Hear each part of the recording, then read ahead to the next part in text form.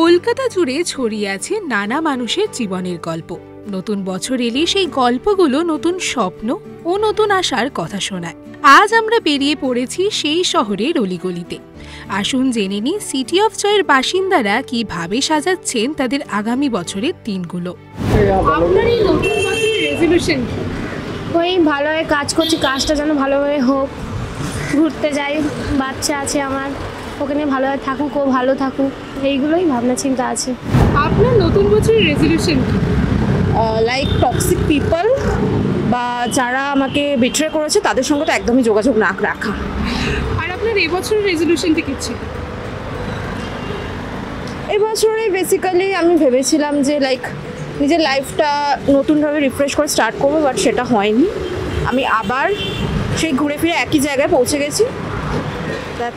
বর্তমান সময় অনেকে নির্ভরতা ছেড়ে নিজের পায়ে দাঁড়াতে চায়। কলকাতাও তার ব্যতিক্রম নয়। এই শহরে তরুণ তরুণীরা নিজেদের লক্ষ্য পূরণের জন্য দিন রাত পরিশ্রম করে।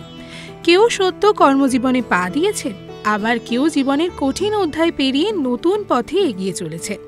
শহরের চেনা ভিড়ে তাদের গল্পগুলো শুনলে বোঝা যায় কিভাবে তারা নতুন বছরকে নিজের মতো করে সাজিয়ে তোলার চেষ্টা করছেন। নতুন বছরে আপনার নিউ ইয়ার রেজলিউশন কি? আমার রেজলিউশন হচ্ছে যে আমি যে জবটা করছি সেটা আরও ভালো করে করা, আরও বেটার জায়গায় নিয়ে যাওয়া, যাতে আমি নিজে আমার কাজের জায়গাটা আরও ভালো করে উন্নতি করতে পারি।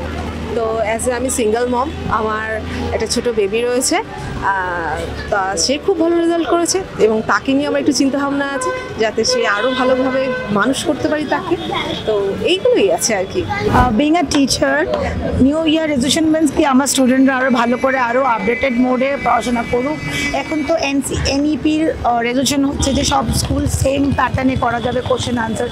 So C this is like a really good, but ICSE CBSE বলে কিছু থাকবে না, সবাই সেম মডিউলে কারিকুলামগুলো ফলো করবে। তো hope for the best, because last 2 years শুনছি hopefully this year maybe the application will be going on.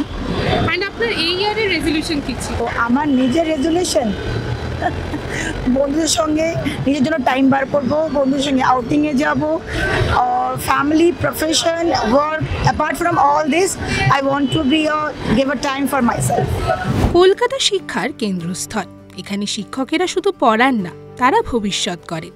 কিন্তু মা হলেন আমাদের জীবনের প্রথম শিক্ষক, যিনি একা হাতে সংসার আর বাইরের কাজ দুই সামলান, তবুও খবর রাখেন আমাদের ছোট ছোট ইচ্ছেগুলোর।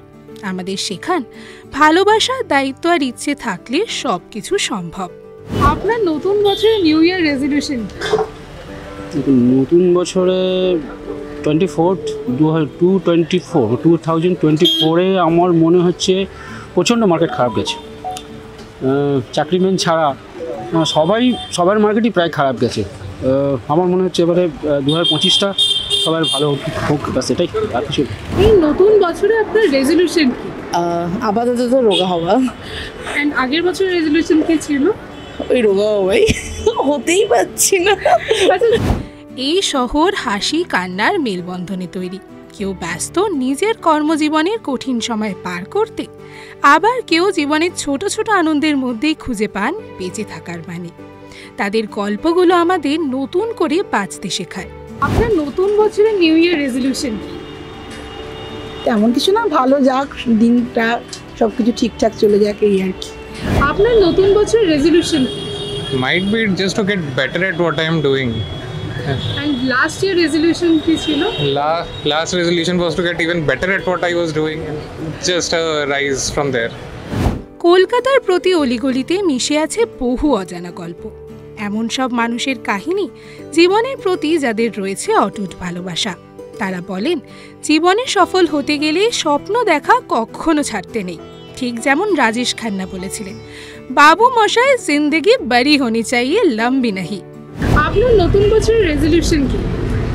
প্রবলি জাস্ট আমার মধ্যে একটু বেশি কনফিডেন্ট হওয়া, বিকজ সোফার আমি যে জিনিসগুলোতে কনফিডেন্ট না ওগুলো করেছি, অ্যান্ড প্রবলি আমি বেশি কনফিডেন্ট হলে ওগুলো আরও জিনিস করতে পারবো। সো আমার অনেক I have lived a long time without being confident. So আমার মনে হয় এখন probably I should work on myself and be more confident to people skills হওয়া, or work on that mostly. দেখুন, আমি একটা কোম্পানিতে চাকরি করতাম, তো কোম্পানি থেকে ছেড়ে দিলাম। কেন কোম্পানিতে অনেক রকম সমস্যা দেখাচ্ছিল বলে, যার জন্যে কোম্পানিটা পুরোপুরি ছেড়েই দিয়েছি। এখন আপাতত অটো লাইন ধরেছি, এখন অটো চালানোর ইচ্ছা, এখন অটোটাই চালাই আপাতত। নতুন বছর থেকে শুরু করছি। ফুটবল থেকে চায়ের আড্ডা বা নিজের পছন্দের পেশা বেছে নেওয়ার লড়াই, এই শহরে মানুষ সব কিছুতেই খুব ডেডিকেটেড। তাদের এই প্যাশনই তো কলকাতাকে বানিয়ে তোলে দ্য সিটি অফ জয়। আপনাদের নতুন বছরের রেজলিউশনটা কি জানাতে ভুলবেন না আমাদের কমেন্ট সেকশনে। ও এরকমই আরও অনেক ভিডিওস দেখার জন্য নজর রাখুন আমাদের চ্যানেলে।